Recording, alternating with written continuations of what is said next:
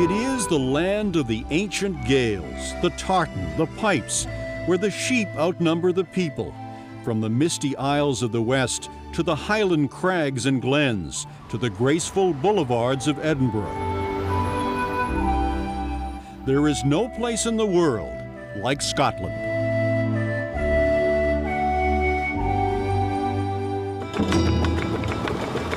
Its historic capital, Edinburgh, the home of Robert Burns, Charles Darwin, and Adam Smith. It is Paris with a Scottish lilt, a city of architecture, monuments to a proud past, the fashionable Royal Mile, and dominating the skyline, Edinburgh Castle. Well, there's been a castle here for at least 1,000 years, and it's developed over the years, getting bigger and bigger, until you see what you get today. Colonel Andrew Middlemiss of the King's Own Scottish Borderers of Edinburgh Castle.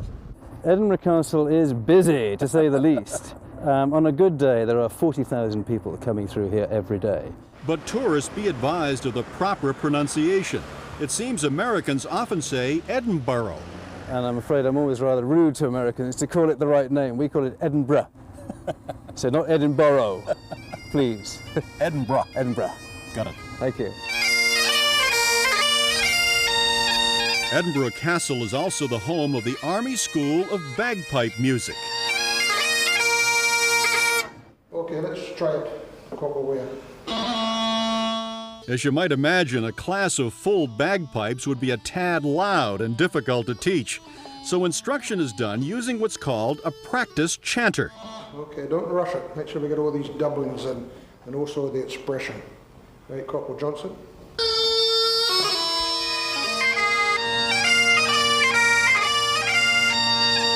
But in Scotland, bagpipes are much more than a musical instrument.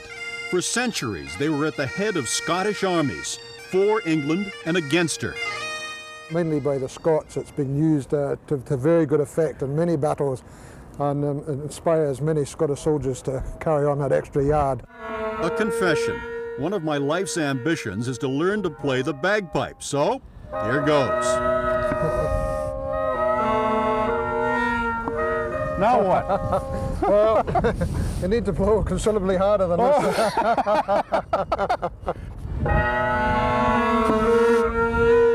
So much for that ambition. My apologies to pipers everywhere.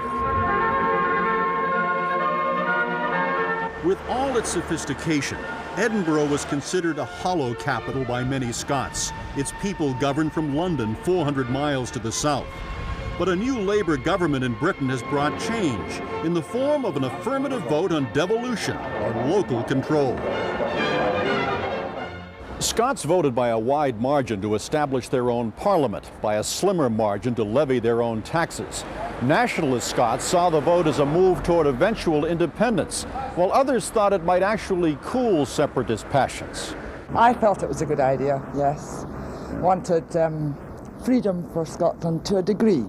I think that's probably the greater thrust behind devolution, is the fact that we can appoint our own government and not have to suffer someone else's government, if you like. It will be a couple of years before Scotland has its parliament in place. But for now, my biggest concern is finding my way while driving north on the left side of the road. My destination? The Scottish Highlands.